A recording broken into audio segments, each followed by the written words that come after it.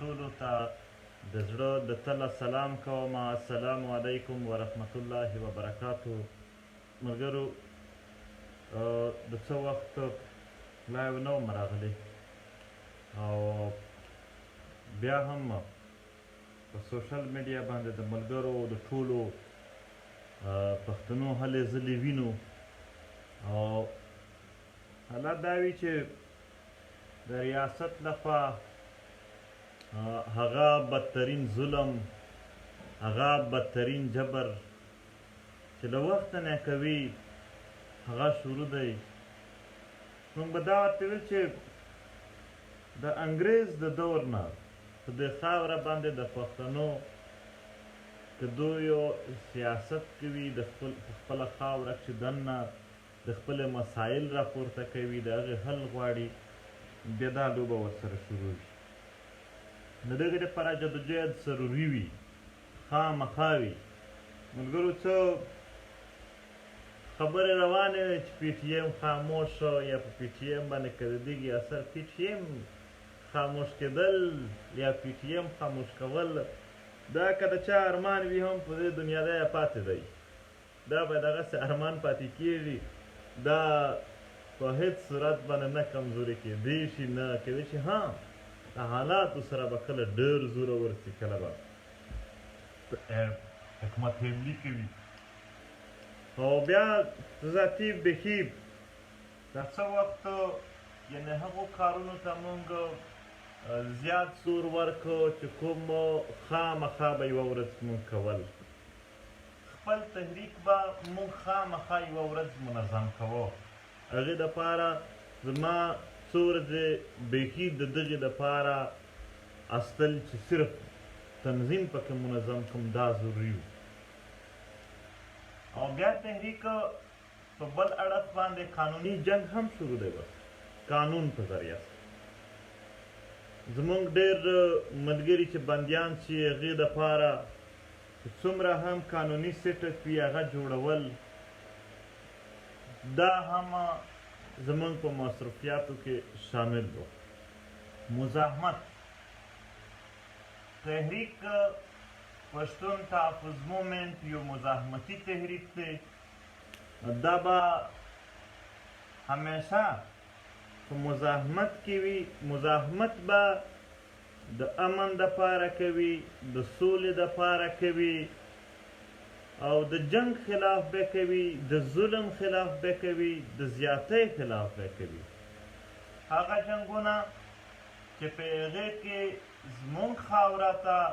شوچه نقصان و، سراسر نقصان و، د دغې خاورې هر شی پکې بربادېدل، کورونه ورانېدل، سرونه ورانېدل، عزتونه ورانېدل، او په دې خاوره باندې هر بچی ذلیل کېدو، د دغې مخه نیول، دا په موږ باندې د خپلې مور وطن لخوا بیخي فرض و. ملګرو، او دا خامخا مونږ کوو. تحریک په دې اوس وخت کې هم لوی مزاحمت کوي. جیل په خپله یو مزاحمت کوي. یو بندي هم چې په جیل کې وي، دومره د هغې په حواله سره کار لګیا وي، خبره لګیا وي، لکه پوره هره ورځ چې جلسه کېږي. او زموږ ملګري کله هم د جیل نه یا د جیلخانو نه د دغې نه کله هم نه یېرېدلي دي، نه پرشا شوي دي، نه پرشا کېږي. او زموږ ژوند هسې هم بدتر ژوند په دې خاوره باندې د مرګ انتظارونه وو. په دې خاوره باندې بیخي داسې ژوند و چې یعنې هغه د انسان هر قسم مشکلات بیا په ذهن شه وو چې دا راته راځي، دا راته راځي. یو خو نه و، په هر طرف و. نو په داسې ژوند کې نه دا ډېر ډېر وړوکې کیسې وي. مونږ د دغې ریاست په توپو کښې د دغې ریاست جوړ شوي خودکشو کښې ریاست جوړ کړي وي. مونږ د دغه دماکو کښې په دغه توپخانو کښې رالوی شوي خلک کې د جیلونه به څه شی وي، یا دا به زمونږ څه غوکي. یعنې داسې یو شی شته نه دی چې هغه مزید زموږ نه واخلي موږ په یېرېږو په څه شي به مو یېروي ژوند خاص هم زموږ برباد کړی دی زموږ یې کورونه وران کړي دي بازارونه یې وران کړي دي کاروبارونه یې خراب کړي دي کوم شی راپاتې ده چې مزید موږ په هغې ویېرېږو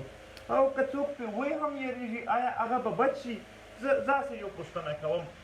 د میرانشاه بازار څومره لوی بازار و 10,000 نه باندې دوکانونه وو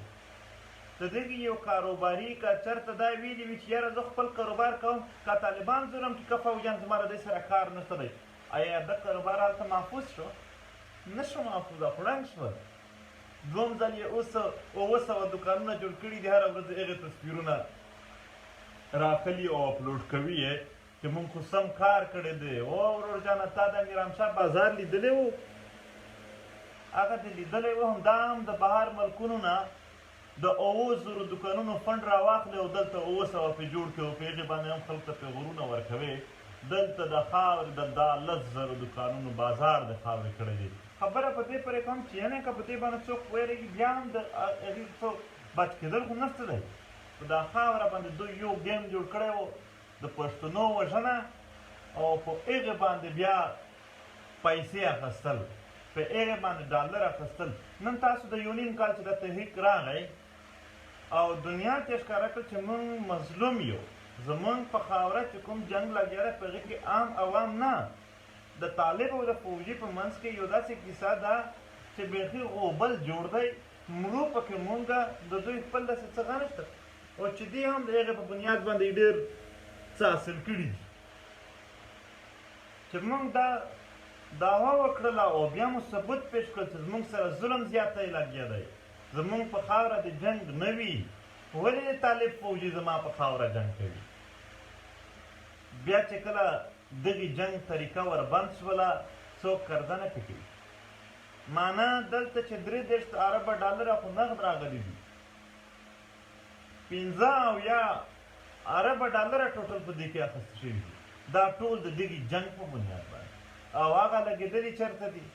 هېڅ کله هم زموږ په خاوره خو نه دي هغه لګېدلي زموږ ښارونه په هغه کې تباه شوي دي په دغې جنګ کې زموږ غرونه زموږ وطنونه دا خو پکې تباه شول پکې جوړ څوک شول وینې هغه خلک څوک دي چې هغه معاشي هم هر طریقې سره ځان پکې سټیبل کړو په دې ګیار شو زموږ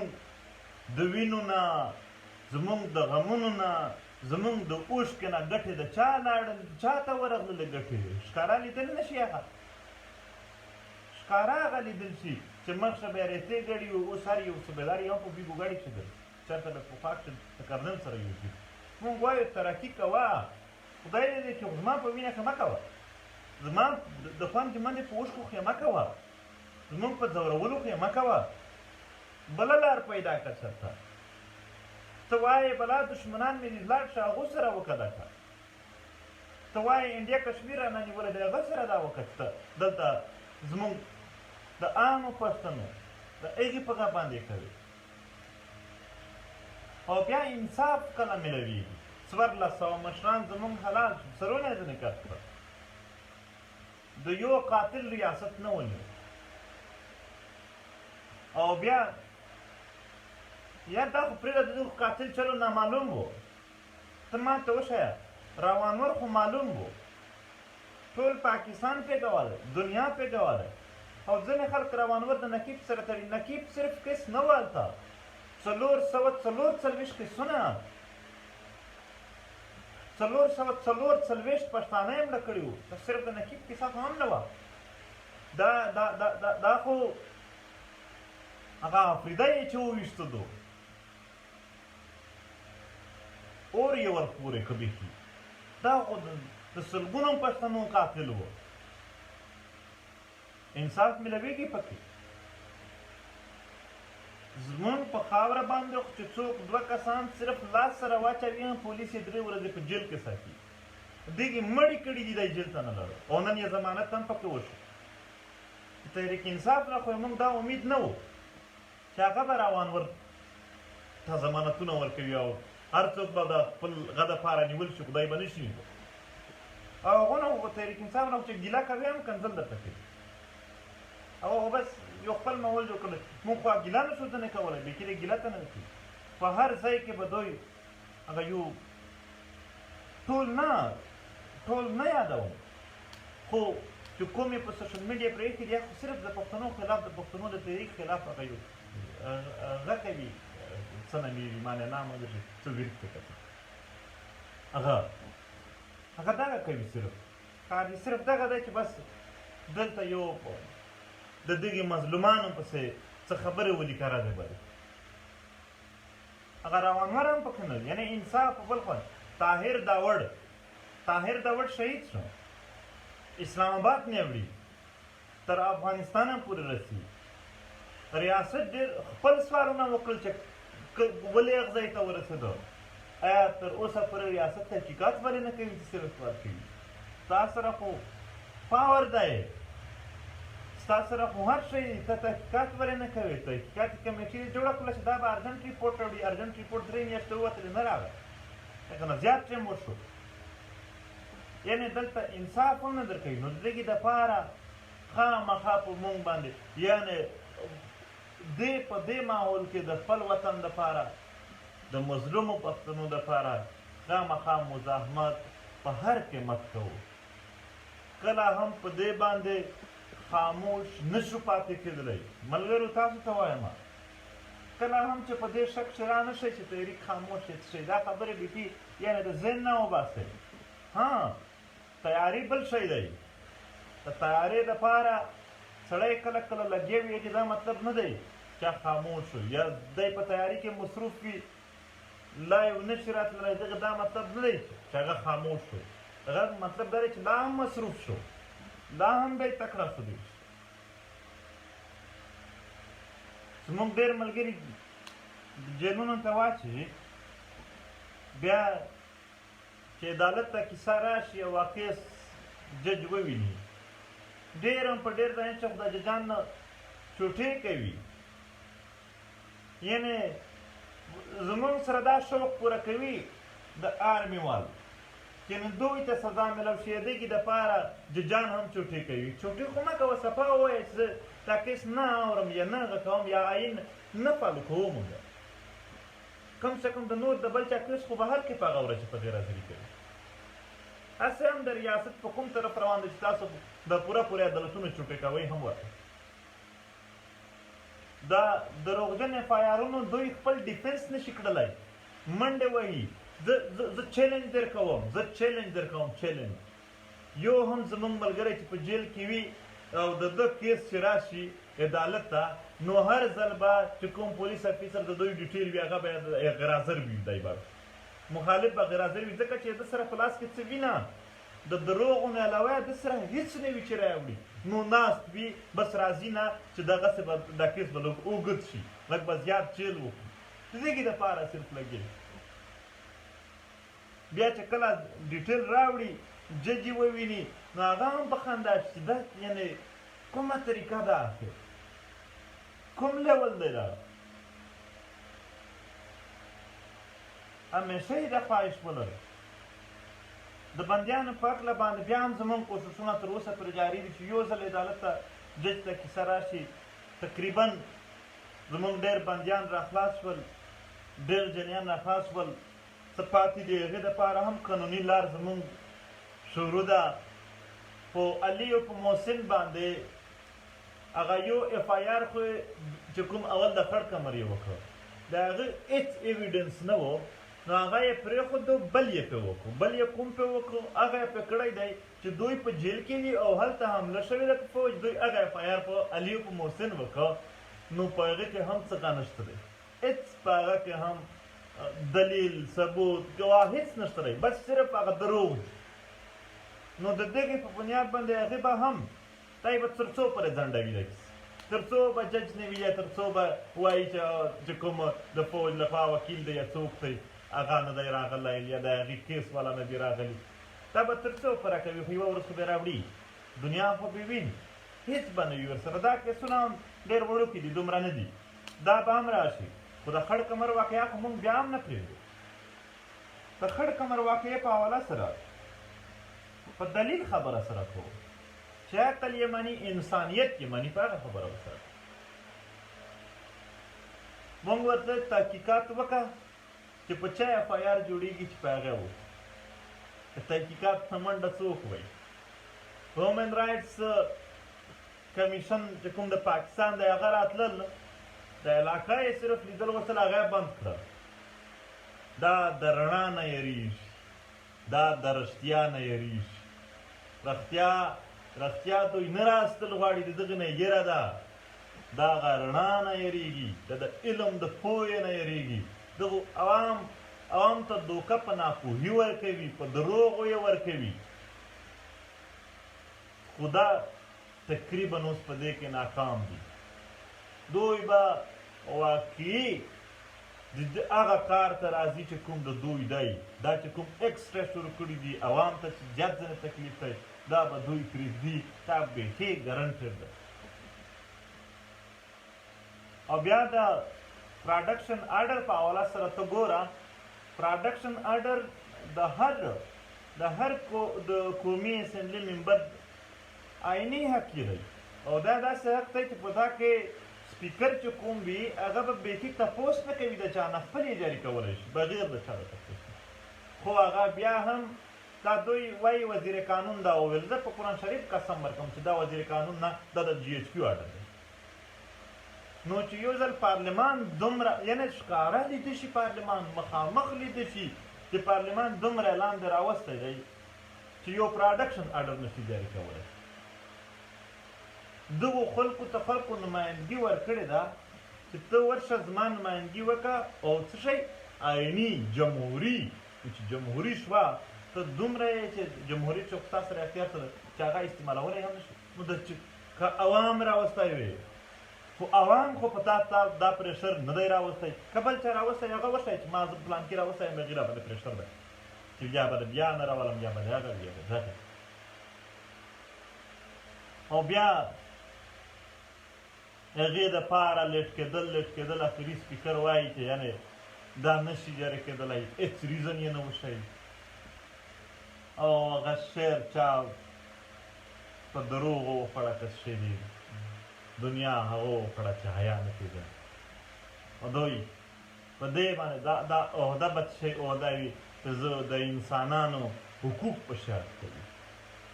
دا به څه شی عهده وي په دا به خوشحال وي دا عهده به تا ته خوند درکوي چې په دې کې انسانانو ته تکلیف رسوي د خلکو آئیني حقوق پې هړپ کوي دغې دپاره او بیا دا خو صرف دوی د علي او محسن پراډکشن آرډر نه جاري کوي دا خو صرف د علي محسن سره نه د هغه چې حلقې دي په هغه کې څومره پلاکه او انسان دی د هغو ټولو سره ته زیاتی کوي خامخا ظلم ورسره کوي خامخا جبر ورسره کوي نن په ملک کې هرې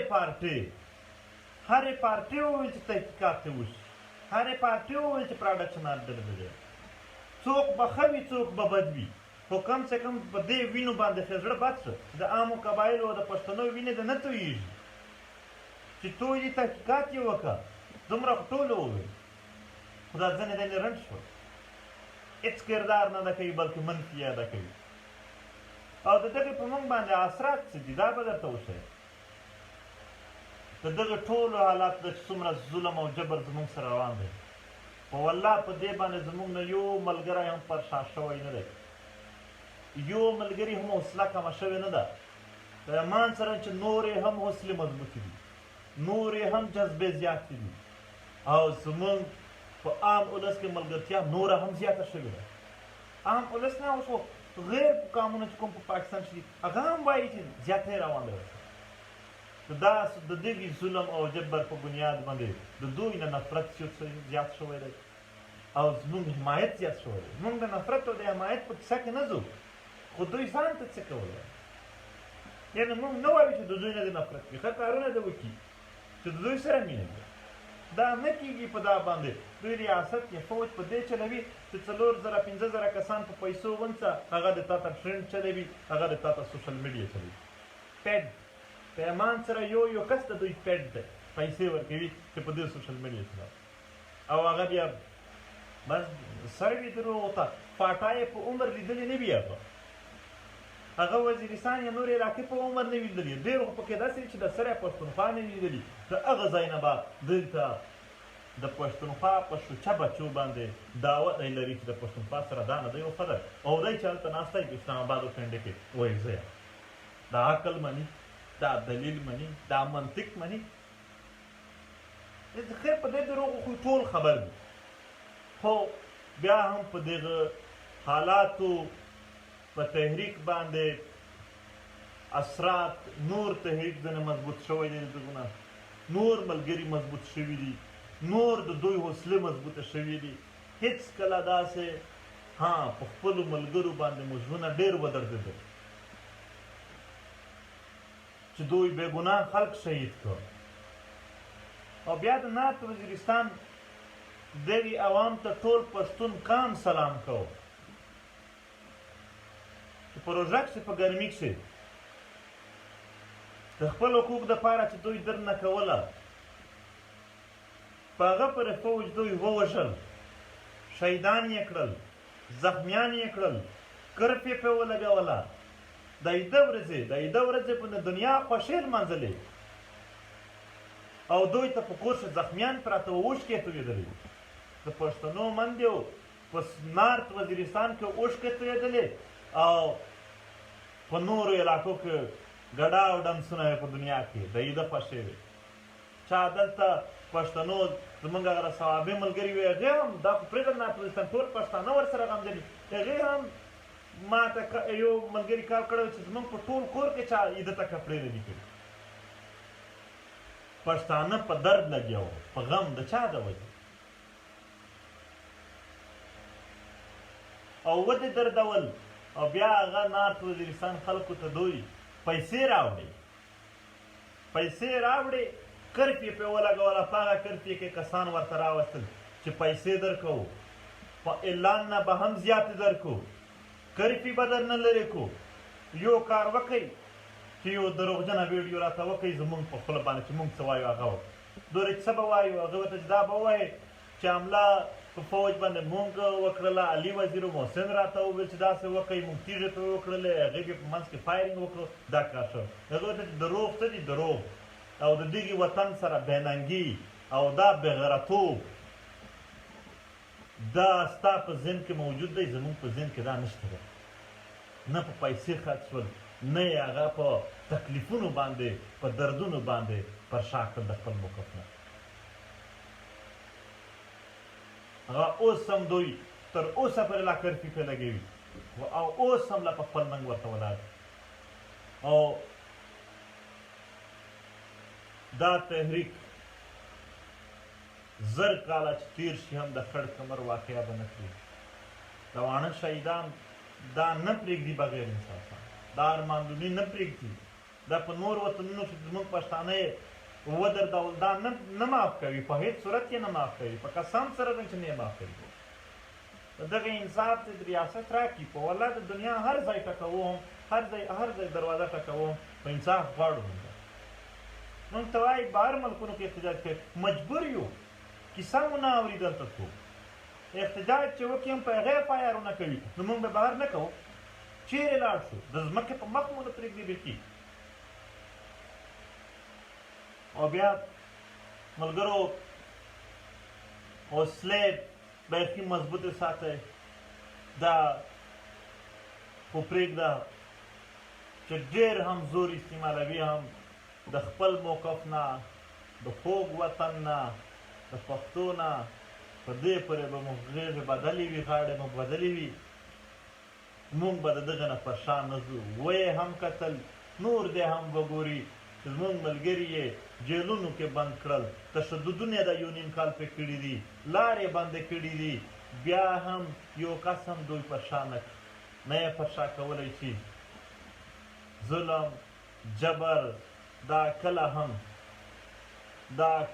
هم ته په دې باندې یو شی نشي ګټلی. انصاف واحده لار ده چې هغې وګټه. ما تېر ځل هم خپلې 5 مطالبات پیش کړي وي، هغه مې ټولو ته بیان کړي وي. یوه مطالبه دې څوک راته وښیي ستاسو؟ الټه د دغې مطالباتو پر خلاف کمپینونه، د هغې دپاره پوره یعنې هغه سوشل میډیا ټول سټریپ ساتل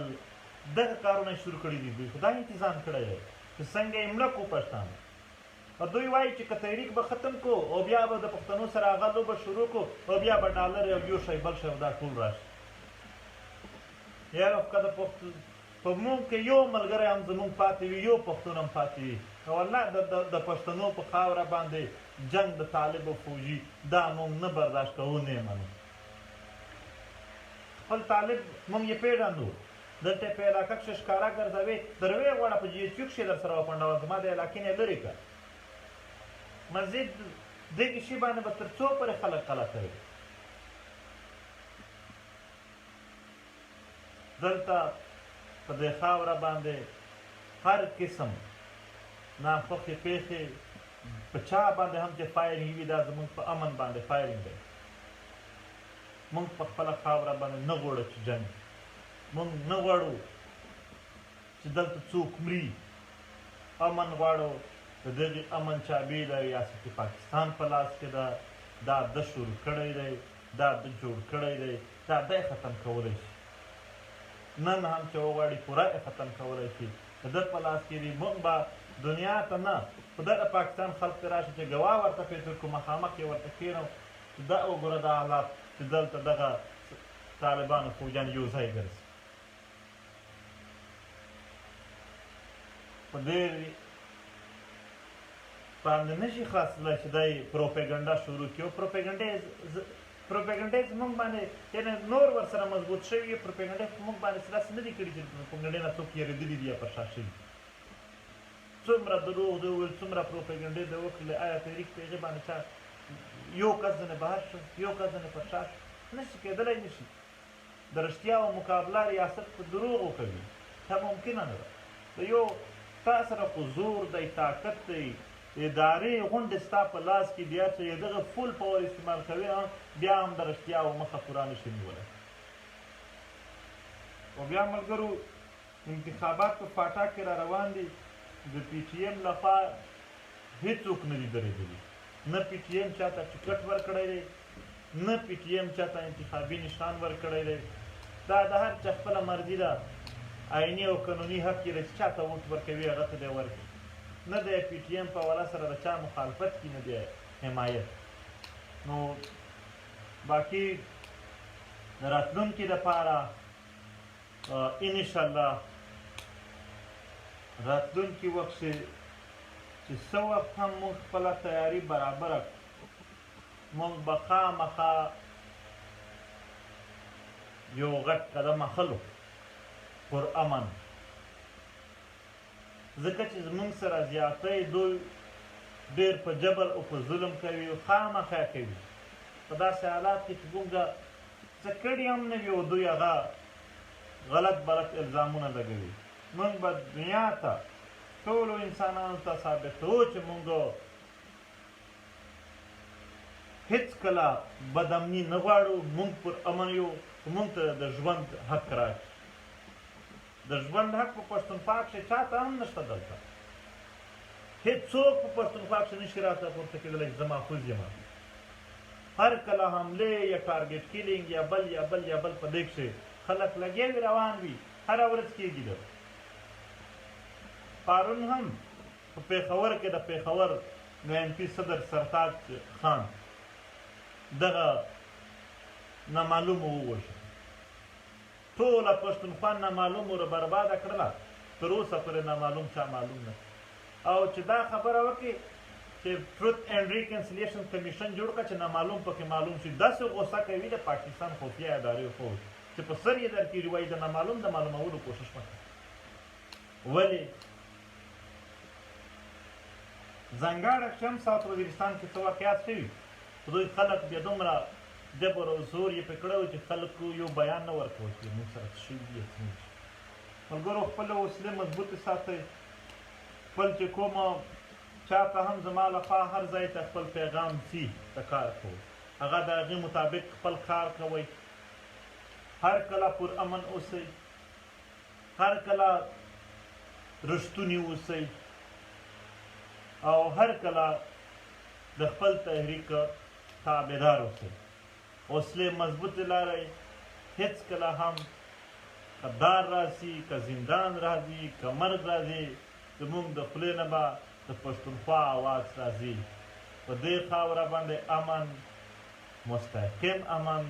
دا نه دلته خو موږ داسې جوړ کړي یو چې د دوه جنګونو په منځ کې چې کومه وقفه وي موږ هغې ته امن وایو نه مستقل امن دا زموږ لوی ارمان دی د دغې لپاره به کوشش کوو امن موږ هغې ته وایو چې بیا خلک پکې ورکېږي نه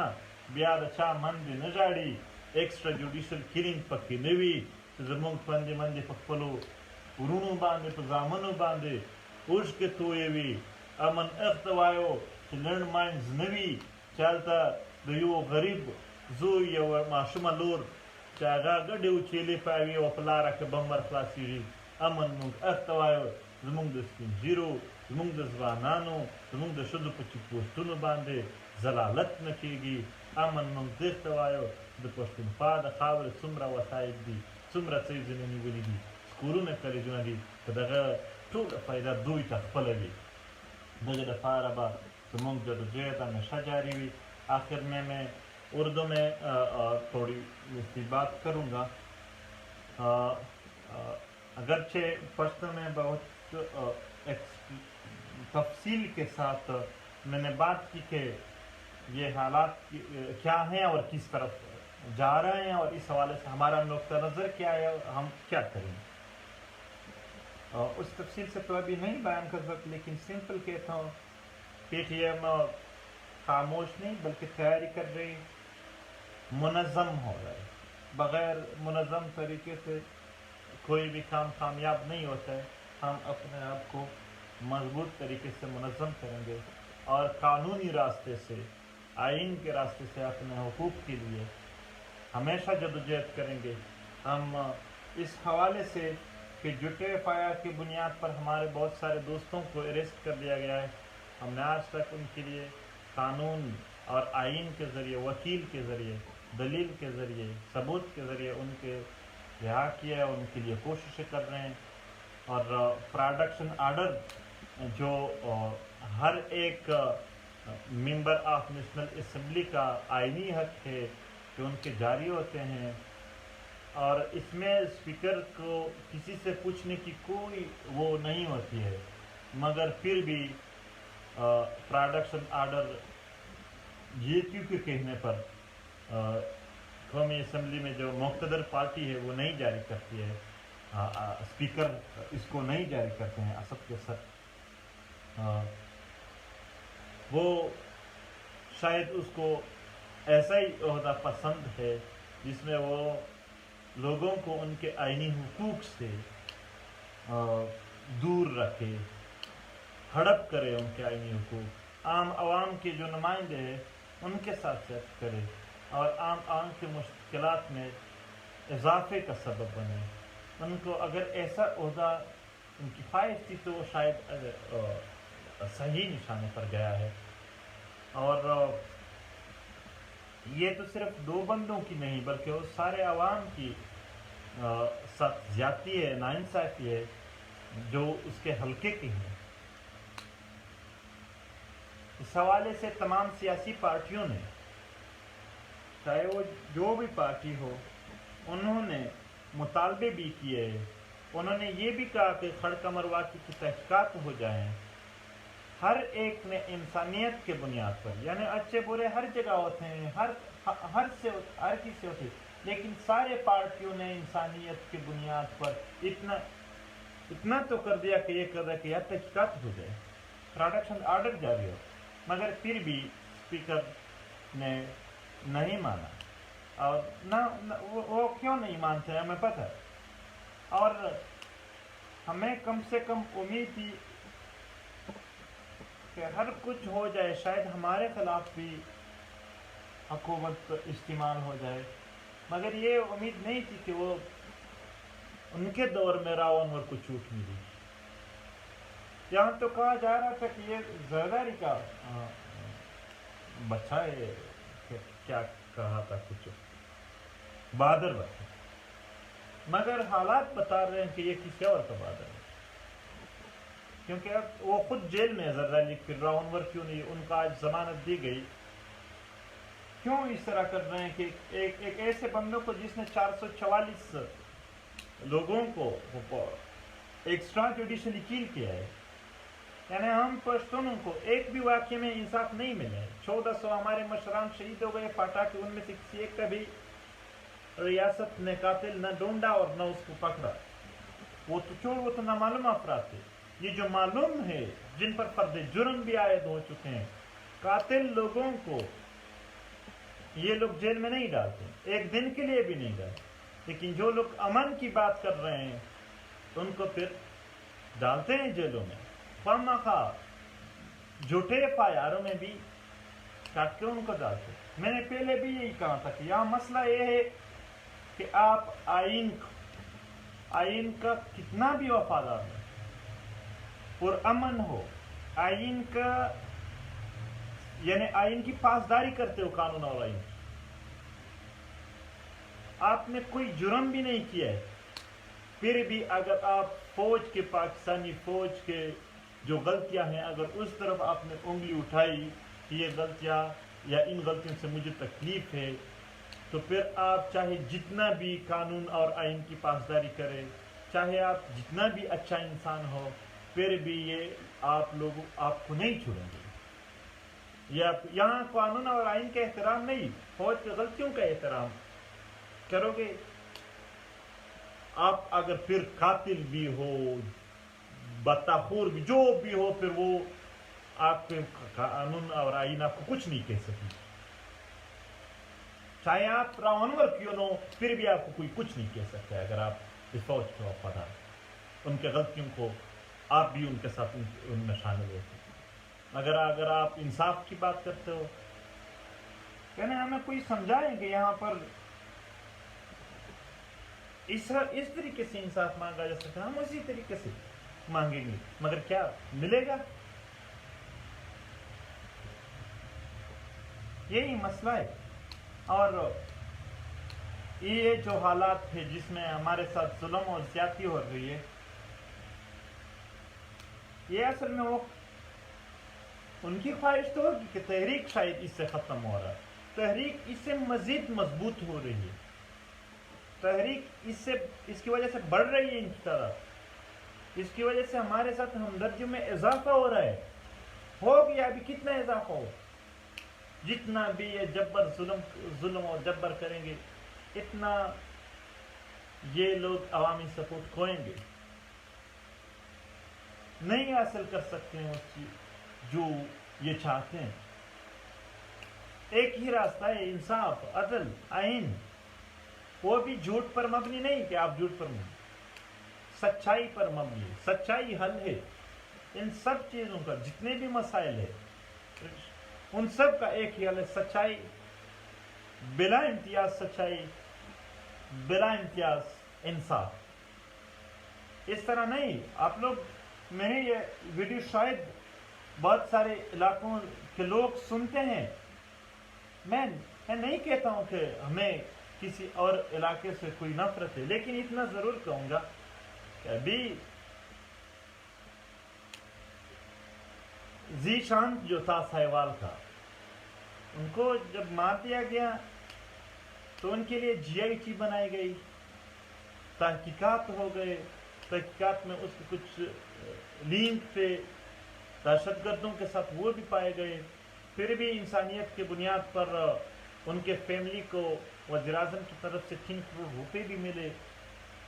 تحقیقات سے پہلے، اگرچہ وہ دہشت گردی کے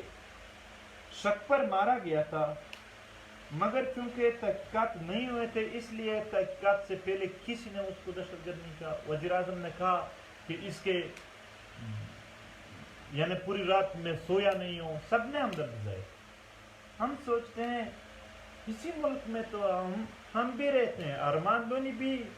اسی ملک میں ایک ٹیچر تھا، سرکاری ٹیچر تھا، ان کو مار دیا گیا، کوئی GIT نہیں، حتیٰ کہ 2 مہینے تک FIR نہیں لڑے تھے.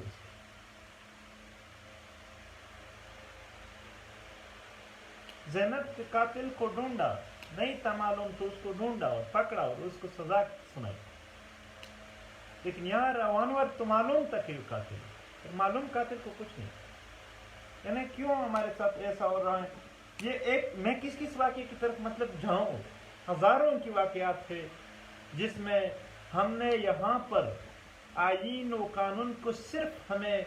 جھوٹے پائر میں پنسا کر سزا دینے کے لیے ہے، نہ کہ ہمیں انصاف دینے کے لیے.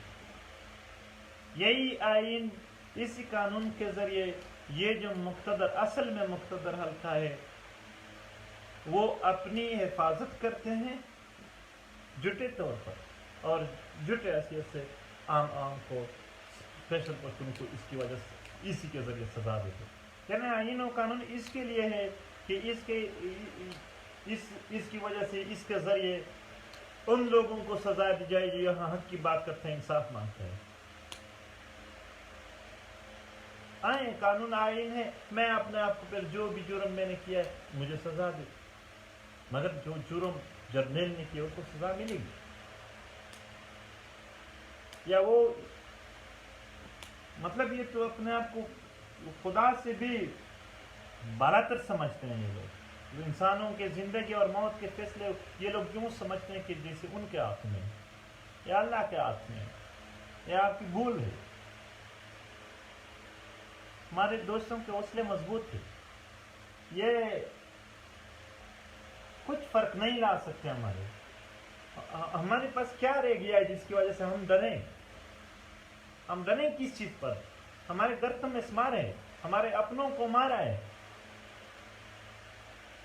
بچوں کو اور عورتوں کو تک ان کو مارا ہے. ہمارے علاقے کے چھوٹے چھوٹے بچوں کے ٹکڑے آئیں، کوئی تحقیق کرے کہ ہم بتائیں کہ اسی گھر میں چھوٹے بچوں کو مار دیا، عورتوں کو مار دیا. یہاں پر طالبانوں کو بنایا، پھر انہوں نے خود کش کیے، بازار مارکیٹ سب کچھ برباد ہے، بمباریاں ہو گئے، اوپر سے توپ ٹینک. کیا رہ گیا ہمارے پاس جس کی وجہ سے ہم خوف کر کے یار یہ چیز رہ جائے گا؟ زندگی تو ایسی زندگی ہے جس میں بس ایک خواہش رہ گیا ہے کہ کم سے کم ہم تو برباد ہو گئے، ہمارے آئندہ نسل برباد ہو. ہم نے صاف دیکھا ہے کہ جس وقت میں ہم پر جتنا زیادہ ظلم ہوا ہے اتنے زیادہ ڈالر آئے ہیں. فوجی اور طالبان دونوں نے پشتونوں کو مارا، دھماکے کیے، ایک طرف دوسری طرف بمباریاں کیے. نقصان عام پشتونوں کا ہو گیا، ان کے کاروبار تباہ ہو گئے، ان کے گھر تباہ ہو گئے، ان کے بیوی بچے اور جوان بیٹے وغیرہ، بوڑھے باپ یہ مارے گئے، کچھ لاپتہ ہو گئے، کس کا کیا ہو گیا. اور ہم دیکھ رہے ہیں کہ اس میں واضح فائدے کس کو ہوئے ہیں. یہ سب کے سامنے اس طرح کی کوئی وہ ہے ہی نہیں مسئلہ کہ یعنی کسی کو سمجھنا ہے. ہاں وہ اگر یہ ان کی بھول ہے کہ وہ 4-5 ہزار لوگوں کو یہ جو ان کے ساتھ انٹرنی ہوتے ہیں ان کو رکھیں اور ان کے ذریعے وہ چلائیں ٹرینڈ کہ یہ ہے یہ ٹویٹر ٹرینڈ سے اگر انہوں نے ریاست چلانی ہے تو اور انصاف دینا ہو تو یہ نہیں ہو سکتا ہے. یہ آپ کسی APTM نہیں دوسرے علاقوں سے اٹھیں گے تحریکیں جب انصاف ٹرینڈ کے لیے یا اس کے لیے کوئی ٹروپس گالی وغیرہ کے لیے رکھتے کہ وہ لوگوں کو گالیاں دے دے تاکہ وہ انصاف نہ مانگ سکے یا ان کو بدنام کرے مختلف ناموں سے. یہ طریقہ غلط ہے. انصاف دی جائے، ہم نے جو مطالبات کیے ہیں ان کو مانے جائیں، ان کو حل کیے جائیں. اور یہ کیا بات ہے کہ سب کہتے ہیں کہ مطالبات ٹھیک ہے تو حل کریں یار. آئیں بیٹھتے ہیں اور حل کرتے ہیں. عجیب بات ہے کہ یہ کہتے ہیں ہم بیٹھنے کے لیے تیار ہیں، مگر جب ہم نے ان کے یہ سینٹ نے کمیٹی بنائی ہم اس کے ساتھ بیٹھے تو اس کے دوسرے دن تو پریس کانفرنس اختیار نہیں کیا، اور جتنا بھی ایک ماحول بنا تھا اس سب کو خراب کرنے کی کوشش کی. سینٹ والوں نے مجھے کال کیا، مجھ سے رابطہ کیا کہ آپ لوگ ناراض نہ ہوں ان باتوں پر. میں نے کہا ہم ناراض کیوں ہوں گے؟ ہم تو بے بس لوگ ہیں، ہم تو پھر بھی کہیں گے کہ چلو ہمارا تو ایک ہی راستہ ہے مذاکرات، ایک ہی ہمارے ساتھ آپشن ہے بات کرنے کا. شاید ہم اس لیے ہر وقت بات کرتے ہیں شاید ان کو ایک دن تو ان کے دل میں رحم آ جائے एक दिन इनके दिल में थोड़ा रहम पैदा हो जाए। आज तक तो पैदा ना कर सके, मगर हम अपनी कोशिश जारी रखेंगे। इनमें से कोई एक उठे जिसके दिल में रहम हो।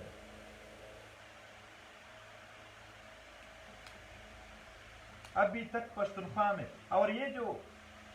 ट्विटर और फेसबुक पे जिन लोगों को रखा हुआ है,